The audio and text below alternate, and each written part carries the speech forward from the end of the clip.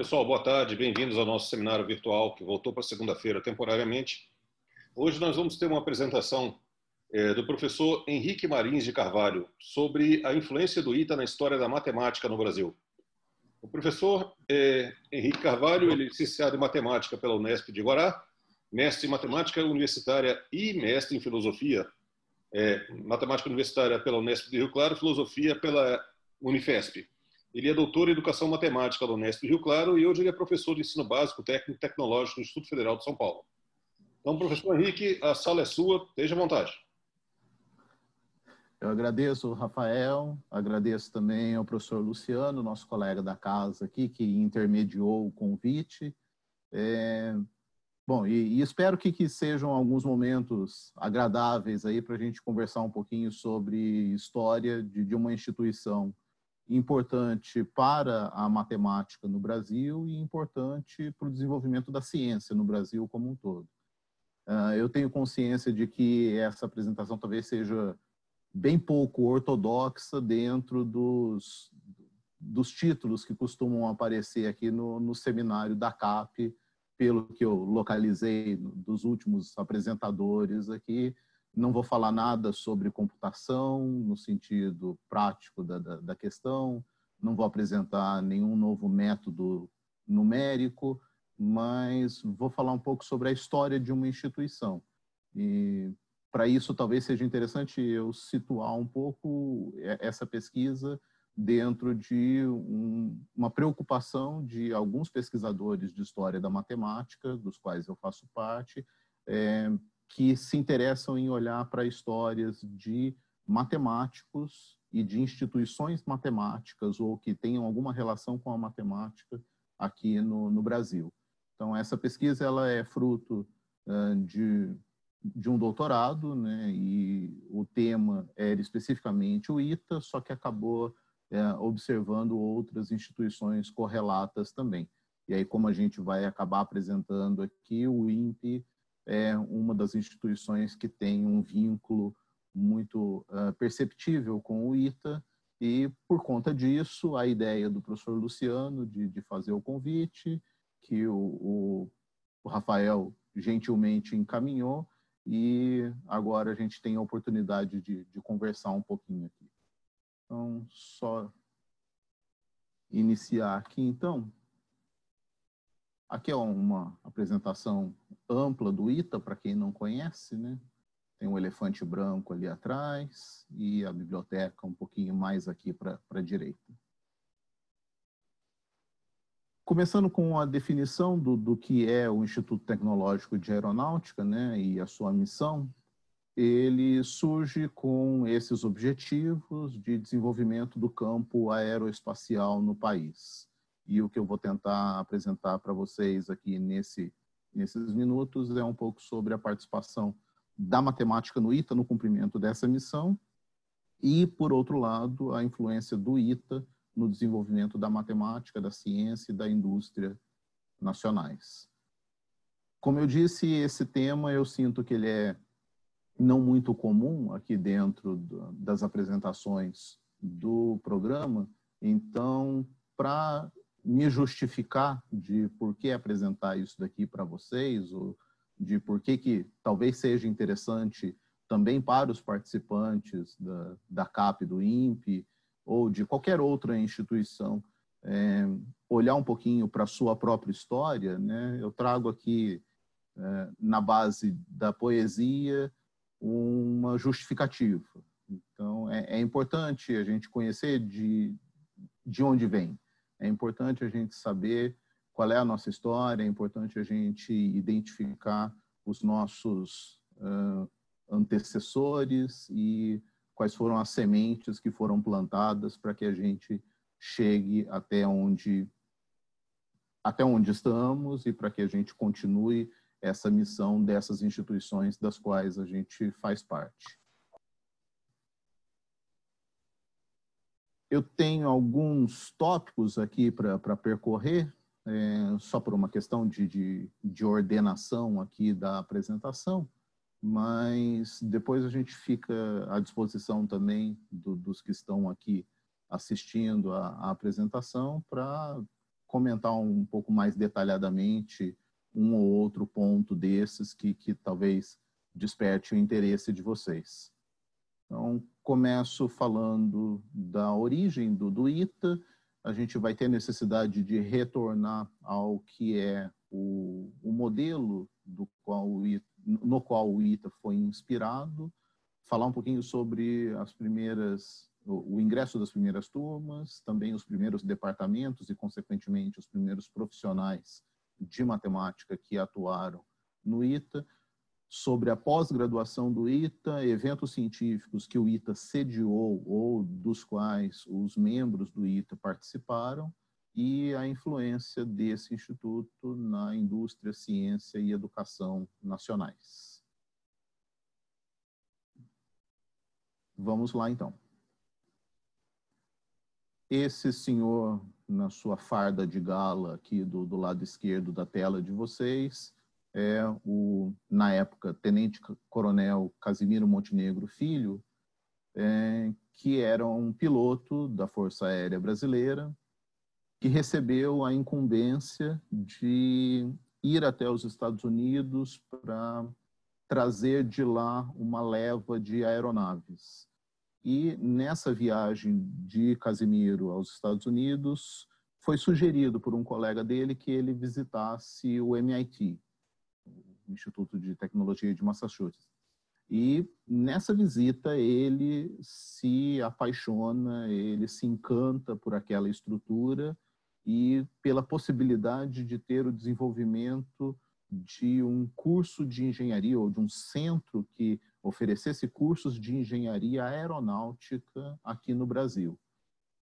O sonho do Montenegro, ele começa a se transformar em realidade quando ele consegue verbas e autorização governamental para trazer do MIT para cá o Richard Herbert Smith, que é esse segundo senhor aqui na apresentação, que na época era pertencente ao corpo docente da engenharia aeronáutica do MIT. E de lá ele traz a experiência dele para propor o que ficou conhecido como Plano Smith, que é a criação do CTA, do Centro Tecnológico de Aeronáutica. E dentro do CTA existiria, então, essa estrutura de uma instituição que fosse responsável pelo oferecimento dos cursos, entre eles de engenharia aeronáutica. Mas a gente está falando do ITA, mas ele tem a sua fundação, ele tem a sua inspiração, então, no MIT, que, por sua vez, tem raízes em outras instituições mais antigas do que ele, que são instituições constituídas no terreno europeu, também com o objetivo de serem centros de oferecimento de cursos de tecnologia ou de engenharia, já no sentido moderno da palavra. O próprio MIT tem esse movimento todo, inclusive, de desenvolver algo como se fosse o espírito de uma instituição, ou seja, a vocação de uma instituição, mas essas vocações vêm de outras instituições. O próprio MIT, portanto, é inspirado em outras instituições, como a Politécnica da França e o Instituto de Karlsruhe, na Alemanha. Então, o MIT ele recebe dessas instituições a inspiração para ser um centro de formação de engenheiros com vínculo às empresas, às indústrias locais e também com autonomia para gerir as suas próprias, para tomar as suas decisões, né? Então, currículos de cursos, decisão sobre ingresso dos estudantes, tudo isso, tanto na Karlsruhe, na Politécnica, como no MIT, era uma característica bastante interessante que acabou interferindo também no ITA por consequência. Especificamente falando da engenharia aeronáutica no MIT, a gente precisa se referir a esse senhor, o Jeremy Hunsaker, que foi o primeiro professor ou o primeiro responsável pela existência de um curso de engenharia aeronáutica lá nessa instituição, tendo início no ano de 1926. Então, em 1926, começa o primeiro curso de engenharia aeronáutica lá nos Estados Unidos, nos laboratórios que eram constituídos por essa relação existente entre o MIT e as indústrias americanas que tinham interesse no desenvolvimento desse tipo de tecnologia. Essa ideia passa, então, pelo Richard Smith para o plano de estabelecimento do CTA e dentro do CTA, portanto, o próprio Instituto Tecnológico de Aeronáutica. Os primeiros cursos do ITA, eles têm uma característica de reproduzir, então, esse modelo norte-americano, que por sua vez era um modelo francês e alemão, de desenvolvimento tecnológico e autonomia de gestão.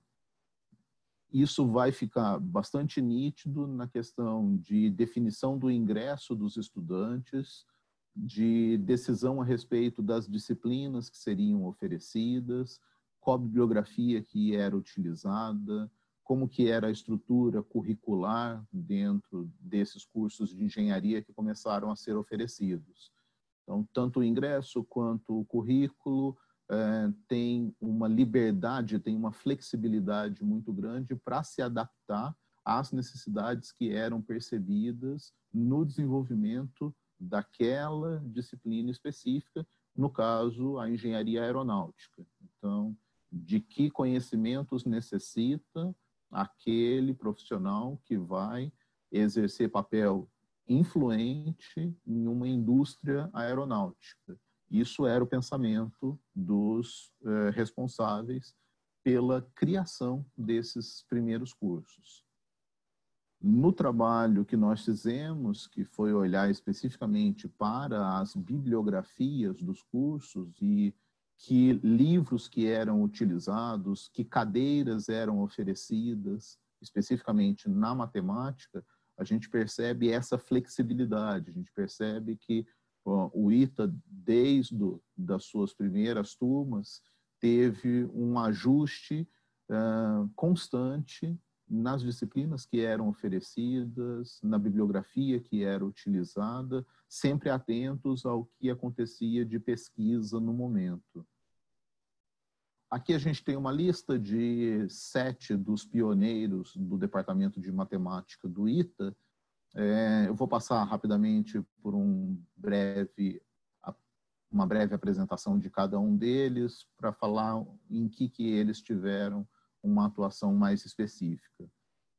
Aqui nós temos o professor Francis Dominic Murnaghan, que veio para o ITA para ser o diretor de departamento, o chefe de departamento, chefe da divisão, como era chamada, né, de matemática.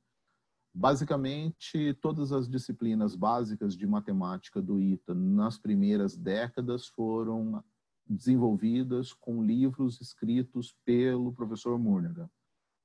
E só possivelmente na terceira década de existência do ITA, o ITA foi fundado em 1950, só da terceira década é que se encontram outras obras nas disciplinas básicas de matemática que não fossem as obras do professor Murnaghan.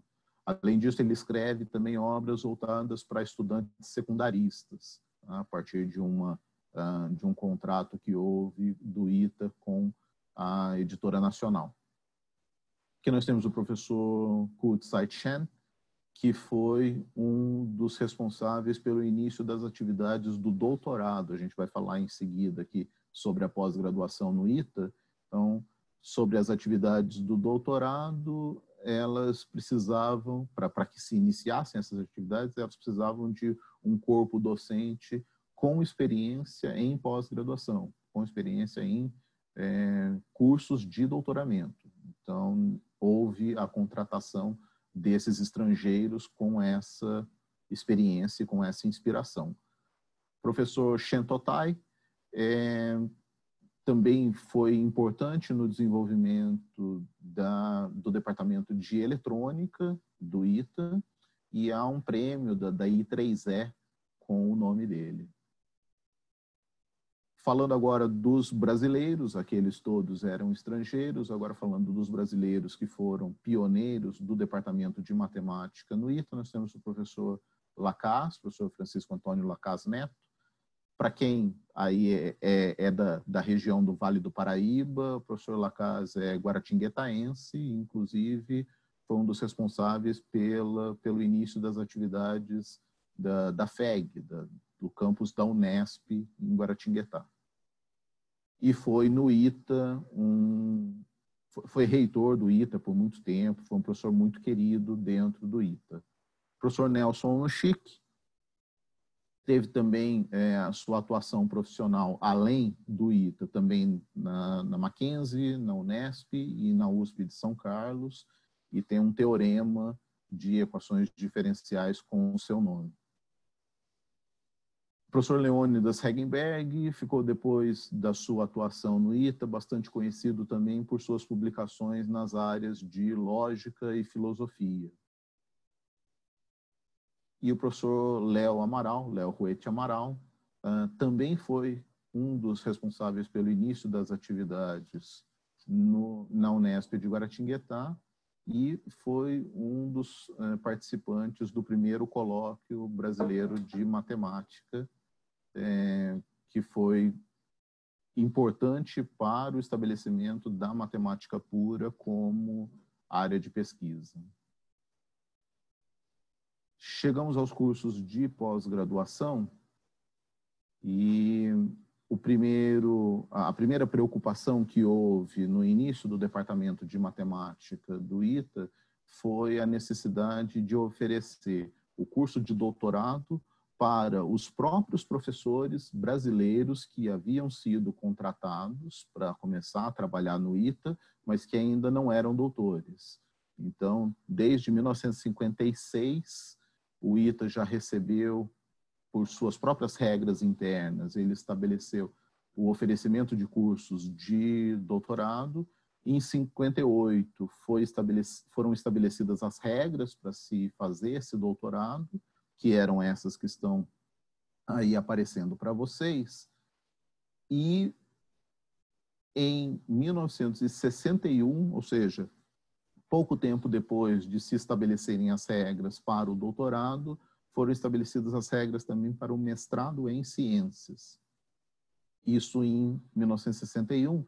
Um detalhe importante é que em 1965 há esse parecer 977 do então Conselho Federal de Educação, hoje Conselho Nacional de Educação, que estabelece as regras para a pós-graduação como um todo, no Brasil inteiro. Qualquer instituição que quisesse ter seus cursos de mestrado e doutorado aprovados pelo Ministério da Educação deveria respeitar esse parecer 977. E a observação que nós fazemos é que, para escrever esse parecer, a comissão que teve a relatoria de Newton Sucupira, e por isso a plataforma de pós-graduação que até hoje, que hoje nós utilizamos, é chamada de plataforma Sucupira. O Newton Sucupira, junto com os outros membros da comissão, observam instituições que já tinham cursos de pós-graduação em desenvolvimento. E o modelo do ITA é eleito como um modelo interessante para ser estabelecido como padrão para as demais instituições. Então, é interessante que, já tendo o mestrado em 61, em 65, o parecer vem no caso do ITA, para ratificar aquilo que já era feito, e em 1968 vem o primeiro regulamento detalhado sobre o mestrado no ITA, e o primeiro mestre é o professor Antônio Fernandes Zé, que foi orientado pelo Nelson Nuchique, do qual a gente acabou de falar. Agora a gente chega no ponto em que tentamos olhar o impacto do ITA nas outras instituições, na ciência, na indústria, e aí a gente vai tentar descrever alguns aspectos aqui em que o ITA teve a sua participação. Por exemplo, a fundação da Embraer, que foi feita por egressos do ITA, engenheiros formados no ITA que fundaram a Embraer, a partir principalmente do Instituto de Pesquisa e Desenvolvimento, o IPD, do próprio ITA, e em 1964, aí tem uma fotozinha dele, o protótipo do Bandeirantes, a aeronave que foi construída pela Embraer, na época sob o código de YC-95, depois PMB-100. Para quem é do programa ou para quem é da cidade de São José dos Campos, já deve ter visto o nome desse senhor como o Aeroporto Internacional de São José dos Campos, o Aeroporto Urbano Ernesto Stumpf. Urbano Stumpf, ele foi o criador do motor a álcool, ou, dependendo de onde se encontra a referência, um dos criadores do motor a álcool, influenciado justamente pela questão da crise do abastecimento e do programa que ficou conhecido como Proálcool, e além disso, o professor urbano, o engenheiro urbano Ernesto Stumpf, também foi presidente da Associação de Ex-Alunos do ITA, fundada em 54. Há um outro elemento interessante na história do ITA, dessas primeiras décadas, que foi um trabalho de graduação desses 4 alunos, que foi o computador Zezinho. Então, principalmente para quem está aí na área de computação, olhar essa parafernália aí cheia de fios e chamar isso de computador pode parecer não muito próximo do que hoje nós chamamos de computador, mas era um computador analógico feito com os materiais que existiam ali no departamento de eletrônica, e muitos desses materiais sucateados de outros trabalhos de alunos de turmas anteriores, que foi, dependendo também da referência que se escolha, o primeiro computador produzido no Brasil. A Unicamp teve influência de ex-alunos e ex-professores do ITA, a começar do professor Aldo Weber Vieira da Rosa, que a gente vai ter um detalhamento dele daqui a pouquinho, mas que foi responsável por presidir a Comissão de Desenvolvimento e Tecnologia da Unicamp, a CODETEC. Além disso, temos a participação de outros egressos do ITA no Departamento de Engenharia Mecânica da Unicamp, no curso de Matemática Aplicada e Computacional da Unicamp e também no próprio Departamento de Matemática e como coordenador do primeiro curso de licenciatura de Matemática também dessa instituição. Com um pouquinho mais de detalhes sobre o professor Aldo Rosa, ele foi professor no ITA de 52 a 53, foi também no ITA diretor do IPD, foi também um dos responsáveis pelo início das atividades do CNPq e foi presidente do CNAE, ou do GOCNAE, que depois passou a se chamar CNAE, que é exatamente o precursor do INPE. Então, aqui nós temos a participação de um ex-professor do ITA no grupo de pessoas que começou a desenvolver as atividades para que o INPE passasse a existir. Então, em 1961, o grupo de organização da Comissão Nacional de Atividades Espaciais é presidido pelo professor Aldo Rosa. Ainda sobre o impacto do ITA em outras instituições de ciência, educação e tecnologia do país, o Departamento de Matemática da Universidade Federal de Goiás também é formado e é dirigido, é coordenado por ex-professores do Departamento de Matemática do ITA.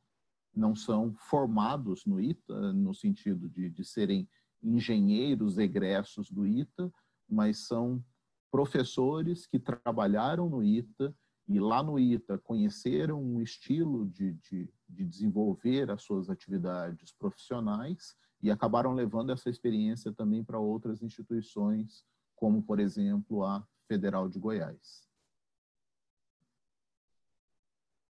Eventos científicos dos quais os membros do ITA participaram ou que foram sediados no próprio ITA, dentre os vários que aconteceram, nós selecionamos alguns aqui.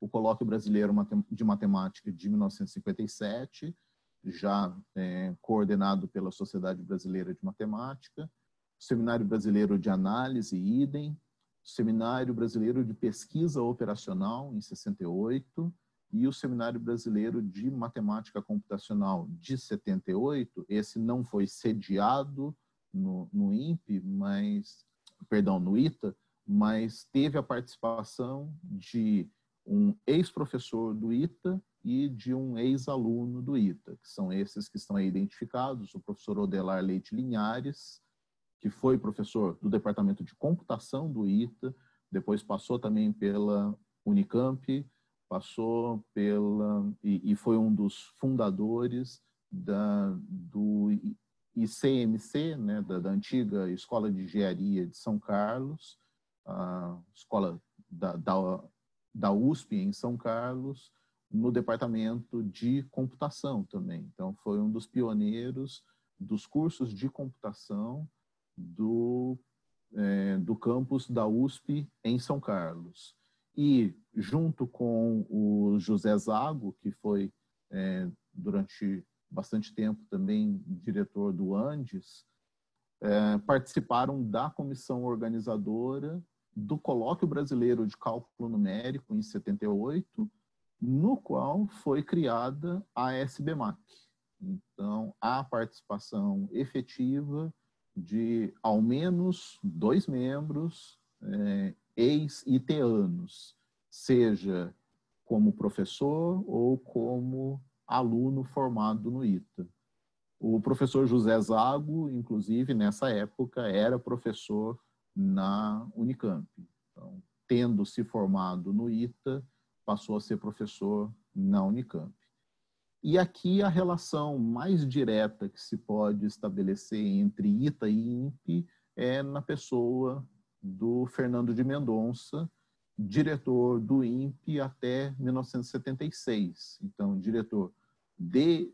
ele foi diretor científico da CNAE, na época que Aldo Rosa era o presidente desse grupo, e acabou sendo o diretor quase vitalício aí até 1976, responsável por muitas das aquisições do INPE nesse período, responsável pela relação que o INPE estabeleceu com diversas instituições, a NASA, inclusive, lugar no qual ele teve uma das suas formações. Então, Fernando de Mendonça, engenheiro formado no ITA na turma de 58, quando se fala a turma, nesse caso, é o ano de saída, é o ano de formatura. Então, ele ingressou em 54, se formou em 58, se formou com a honraria de summa cum laude, que só é dada para os alunos que têm todas as notas ao longo do curso acima de 9,5. Então, uma pessoa com uma formação excelente. Era, na época, quando ingressou no ITA, era também aviador, né? Assim como Casimiro Montenegro, também cearense, também aviador, e possivelmente inspirado também naquela paixão com que o Casimiro Montenegro se preocupava com as atividades do ITA, Fernando de Mendonça se preocupava com as atividades do INPE. Então, tendo sido diretor até 1976, certamente muito do que há hoje no INPE é devido às atividades de um iteano, de um engenheiro formado no ITA, que é o Fernando de Mendonça.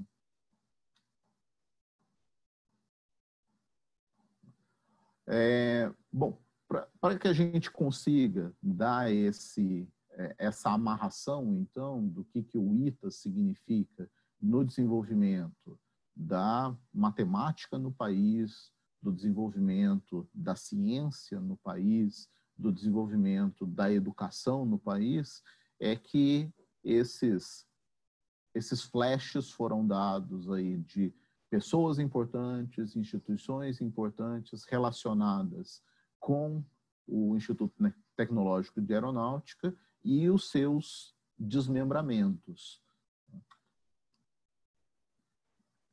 Eu vou, à guisa de encerramento, colocar algumas ideias aqui para respeitar o tempo que tinha sido combinado, mas eu vou ficar à disposição aqui de vocês também, se vocês quiserem apresentar alguma questão, se quiserem comentar algum ponto específico dessa nossa apresentação, estarei à disposição de vocês.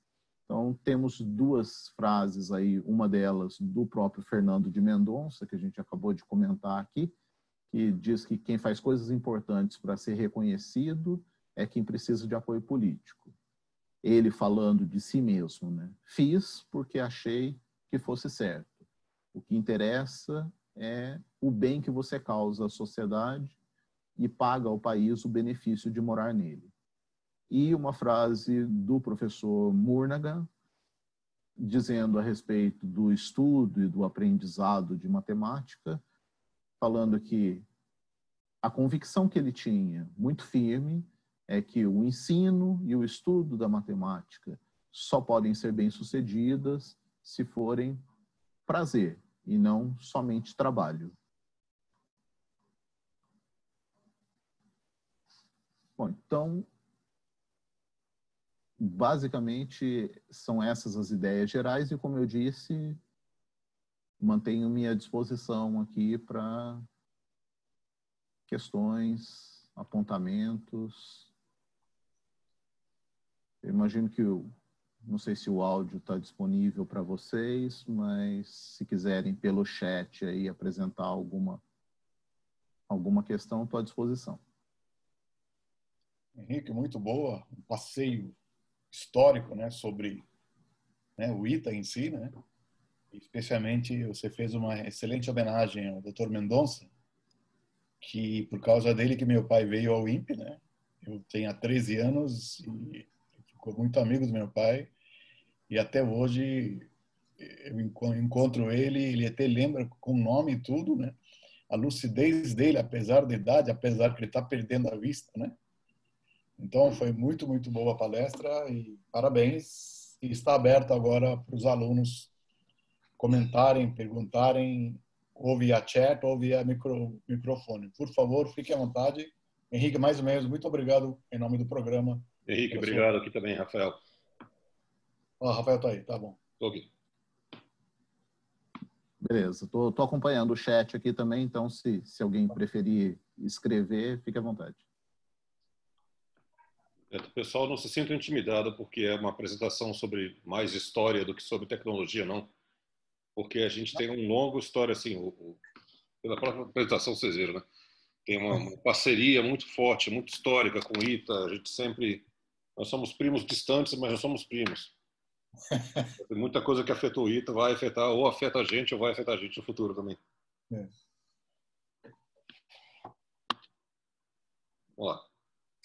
Brasileiros mais premiados na área de matemática, será que ele está perguntando?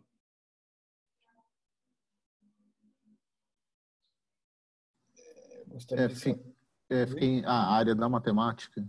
Provavelmente. O Lacan, eu acho que teve uma participação muito importante, né?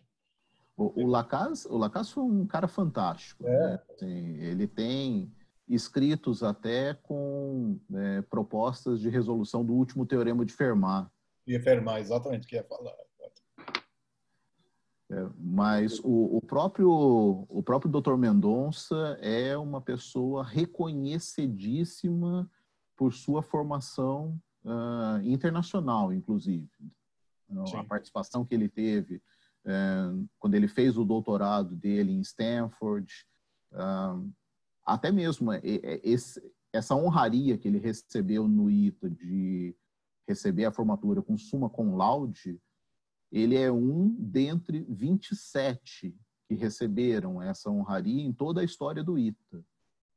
Então, Dr. Mendonça certamente não tem uma Fields, mas é um brasileiro premiadíssimo, não só pensando na matemática, como pensando no desenvolvimento de ciência como um todo.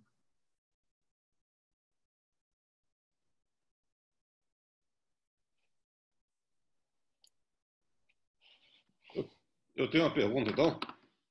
Opa, vai lá.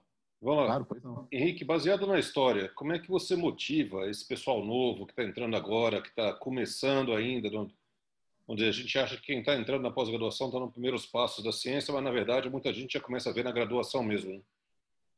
Pensando na história, como é que a gente motiva? O que a gente precisa, pelo menos, semear para a gente voltar a ter o Arthur Ávila, mais um Mendonça no final? Qual é a sua opinião sobre isso? Rafael, eu acho que o objetivo, por exemplo, de uma pesquisa como essa e de outras que o grupo do qual eu faço parte acabam apresentando, então, apresentar desenvolvimento, por exemplo, da Sociedade Brasileira de Matemática, da Sociedade Brasileira de Matemática Aplicada e Computacional, do ITA, de áreas de pesquisa, alguns trabalhos feitos, por exemplo, falando da história da lógica no Brasil. Eu acho que ao fazer esse tipo de pesquisa, pensando em termos do desenvolvimento da matemática no nosso país, tira um pouco daquela síndrome de vira-lata de achar que as coisas só são bem desenvolvidas lá fora.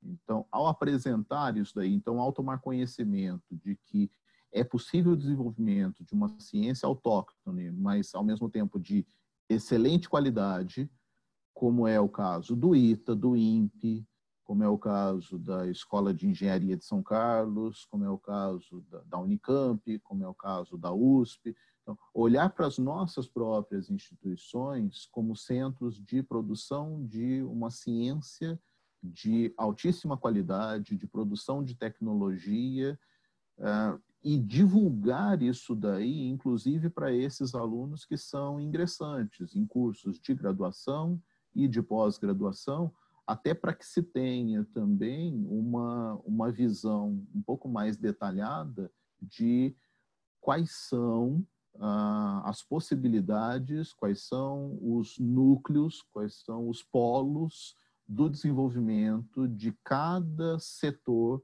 da matemática ou das outras ciências dentro do nosso próprio país. Então, pode ser que um estudante muitas vezes fique almejando simplesmente uma pós-graduação no exterior ou mesmo a graduação no exterior, imaginando que só lá é que se pode ter uma educação de qualidade, e vários brasileiros e brasileiras talvez não saibam a excelência que existe, por exemplo, na pós-graduação do INPE, por não ter tanta divulgação. O INPE é conhecido muitas vezes pelas suas produções técnicas, mas menos pelos seus cursos de pós-graduação. Então, as diversas instituições que têm cursos de altíssima qualidade muitas vezes pecam, talvez por um excesso de modéstia, de não se divulgarem tanto, de não apresentarem tanto aos seus possíveis ingressantes aquilo que tem de oferecer, aquilo que tem a oferecer. Então, nós conhecemos por diversas razões essas instituições, né? Eu conheço por várias razões, porque Eu sou também aí da região do Vale do Paraíba, então conheço o INPE, conheço o ITA, fui conhecer um pouco mais a fundo por conta dessa pesquisa que eu fiz, mas e os demais, né? E os jovens possíveis cientistas de altíssima qualidade, quanto é divulgado a eles a possibilidade de ingressar nos programas de graduação e de pós-graduação desses centros de excelência. Então, eu diria que pesquisas como essas ou algumas motivações até pessoais de alguns pesquisadores acabam servindo para tornar um pouco mais público, um pouco mais explícita a qualidade desses centros que nós temos aqui no país. Obrigado. Você não é o primeiro, nós estamos de olho nisso, você não é o primeiro a falar que a gente tem que divulgar mais. Desculpe, a gente acaba tendo o costume de divulgar só no nosso ambiente mesmo, mas estamos trabalhando nisso. Eu percebo isso, inclusive, nos congressos da SBMAC, o quanto eles estão mais preocupados com publicidade. Eu acho que é isso, acho que a gente tem que tornar um pouco mais conhecidos os nossos centros de excelência. Nós sofremos com isso aqui também, na instituição em que eu trabalho, a gente sofre com isso também, de pouca publicidade, e às vezes até pessoas que moram na mesma cidade ou no mesmo bairro em que a instituição está, não sabem de tudo que ela pode oferecer. Então, eu penso que deve acontecer coisa semelhante dentro da cidade de São José dos Campos. Talvez nem todos os alunos ali do ensino médio saibam do que o ITA e do que o INPE tem a oferecer como um centro de pesquisa de excelência. Então, publicidade, eu acho que seria um dos caminhos para isso. Ok. Se eu puder dar um follow-up na pergunta, você mencionou a SBMAC e a Sociedade Brasileira de Matemática. Sim. A gente tem uma interseção por causa das atividades que a gente tem, então eu conheço a SBMAC, as atividades dela. Nós temos a Sobrapo de pesquisa operacional, nós temos a SBC de computação, nós temos contatos na Sociedade Astronômica Brasileira, Sociedade Brasileira de Física. E aí você começou a falar, eu tentei fazer uma chamada aqui, está faltando alguma? Porque eu confesso que eu tinha esquecido da Sociedade Brasileira de Matemática, eu conheço a SBMAC só. Tem mais alguma que você acha que vale a pena os alunos que têm interesse nessa área começarem a até ver? Porque as sociedades são bem atraentes para os alunos, eles dão assim descontos. A SBC, por exemplo, não estou fazendo uma propaganda direta aqui, mas o que você paga de anuidade você tem desconto mais do que suficiente nos eventos, né?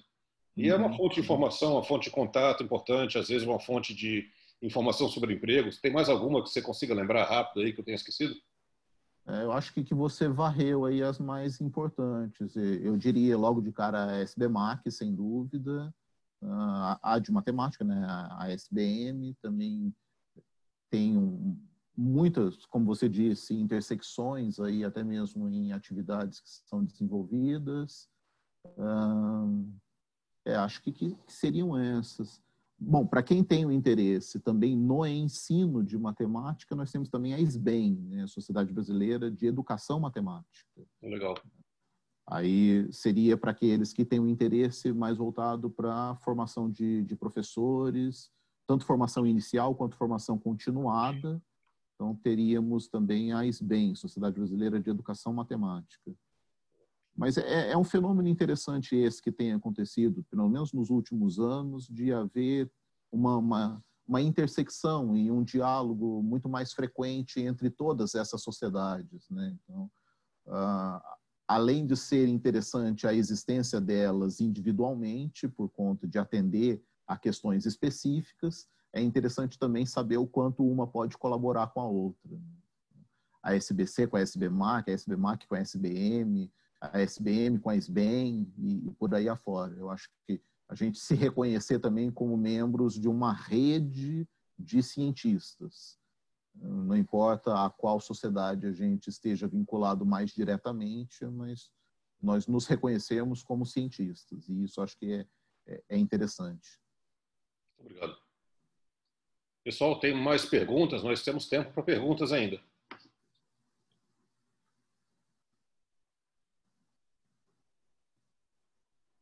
O professor está meio parado mesmo.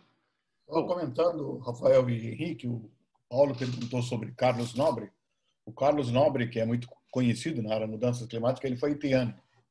Turma de 74, inclusive, foi colega do Horácio, que foi do INPE, do LAC. Hoje é diretor do campus da Unifesp.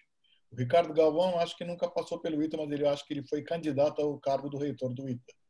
Mas Carlos Nobre e Ricardo Galvão fizeram doutorado no MIT. Se não me engano. O Horácio também. O Horácio também. Esqueci o Horácio também. É verdade. Divino Moura. Divino Moura não foi do ITA, mas ele fez doutorado no MIT. Sabe uma coisa curiosa? Eu descobri que é o contrário de doutorado, mas eu descobri que tinha 4 impeanos que fizeram o segundo grau, primeiro grau, numa escola do Rio de Janeiro, uma escola mantida pela Universidade Estadual do Rio de Janeiro, o Colégio de Aplicação. É mesmo? É um lugar desse tamanho, o Fernando Rodrigues da Silveira. E eu descobri que tem 4 impeanos que fizeram o primeiro grau lá. Mas, assim, coincidência absoluta. Inclusive, Gilberto Câmara, que foi do ITA, né? Em turma 79, ele é cearense também, que nem Mendonça. E os dois foram diretores. E que nem o Casimiro Montenegro também. É cearense, né? É cearense também, de Fortaleza. Então tem alguma coisa na água lá do Ceará que faz a pessoa...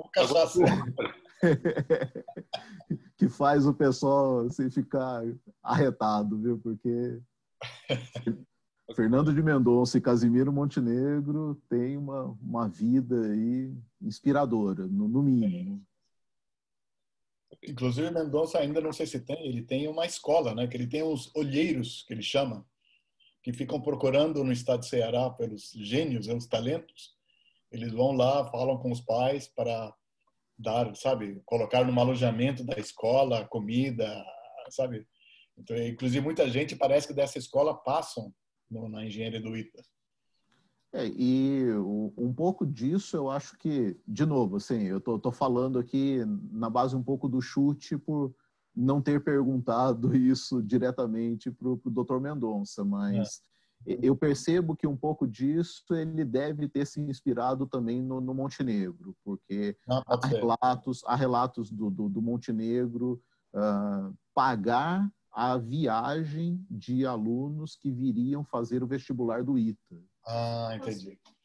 Porque ele sentiu que aquele camarada lá realmente tinha ali o afã de ingressar no ITA, e ele pagou a inscrição do cara, pagou a viagem do cara para vir fazer a prova, que era feita só em São José, né?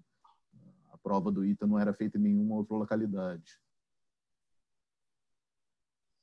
Então, essa visão pelos outros também, né? Essa preocupação pelos outros e com a juventude, com potencial, é outra marca ali de ambos, tanto do Montenegro quanto do Mendonça, tinham essa preocupação de olhar para esse que tinha a possibilidade de desenvolvimento e realmente colocar ali, depositar suas apostas nele.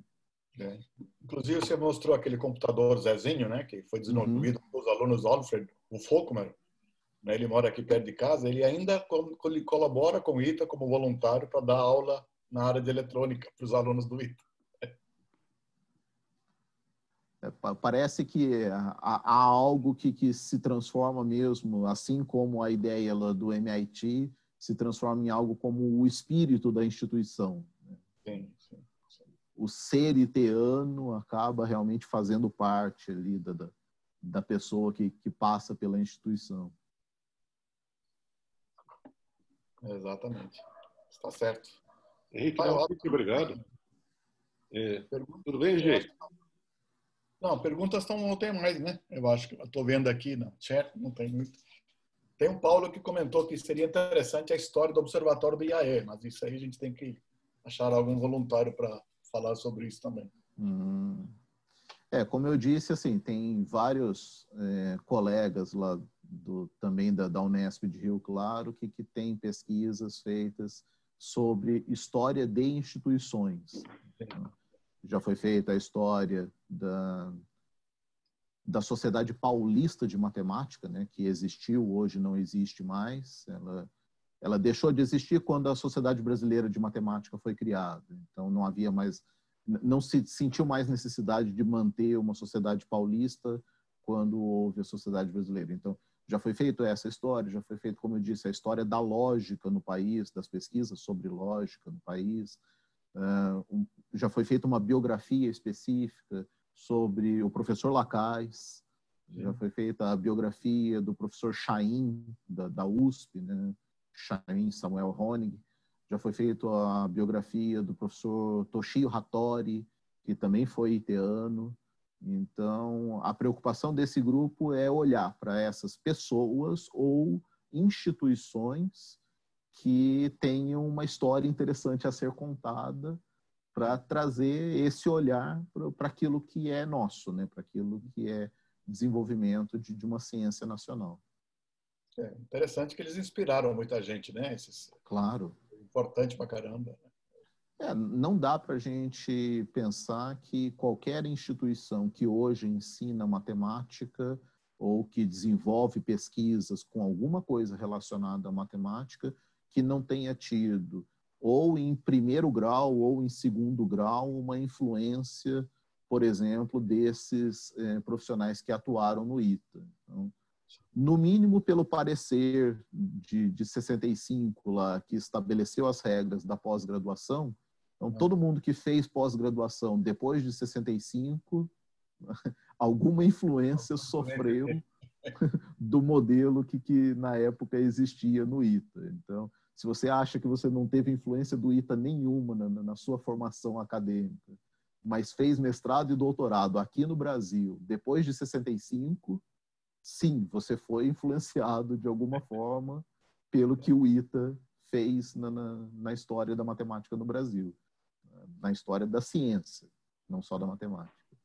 No próprio ITA a gente teve, né? Mendonça do ITA, Aldo Rosa, o Parada, que foi itiano, Gilberto Câmara, Perondi. Então tem uma participação. Eles acabaram conseguindo absorver também as mentes interessadas e interessantes para formar esse novo instituto. Né?